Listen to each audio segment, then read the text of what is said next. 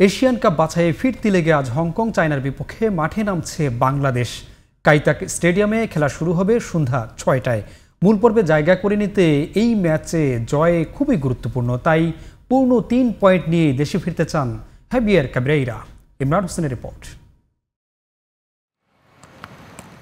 ফিরতি ম্যাচের আগে অনুশীলনেই ঘুরে দাঁড়ানোর প্রতিশ্রুতি বাংলাদেশ দলের। হংকং চায়নার বিপক্ষে প্রথম ম্যাচে শেষ মুহূর্তের হার এখনও পোড়াচ্ছে লাল সবুজদের। প্রথম ম্যাচের একাদশ নিয়েও চলছে তুমুল আলোচনা।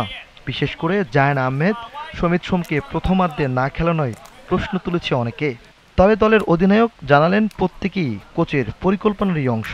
কে খেলবে কে খেলবে না এটা ওনার ডিসিশন। এখানে যারা আছে স্কোয়াডে সবাই খেলতে চায়, 23 প্লেয়ার আছে, সবাই খেলতে চায়। So end of the day এটা ওনার ডিসিশন। নানা সমস্যা আর সীমাবদ্ধতা থাকলেও জয়ের প্রত্যয় নিয়ে মাঠে নামবে বাংলাদেশ, সেটা বেশ দৃঢ় কণ্ঠে জানালেন হেড কোচ হাভিয়ের ক্যাবরেরা। সামনে এগিয়ে যেতে হলে আমাদের ৩ পয়েন্ট পেতেই হবে। সিঙ্গাপুর বা ভারতের বিপক্ষে খেলায় আমরা সেই মানসিকতা দেখিয়েছি, আর গত ম্যাচের শেষটা সত্যিই কঠিন ছিল। তবে কোচ হাভিয়ের ক্যাবরেরার অধীনে অনুশীলনে ছিল ভিন্ন আবহ। পাসিং, অ্যাকিউরেসি, সেট পিস আর ফিনিশিংয়ে জোর দেন স্প্যানিশ কোচ। হামজা দেওয়ান চৌধুরী, সমিত সোম, জায়ান আহমেদ সবাই ছিলেন চেনা ছন্দে, আত্মবিশ্বাসী ভঙ্গিতে। Imran Hossain, GTV news.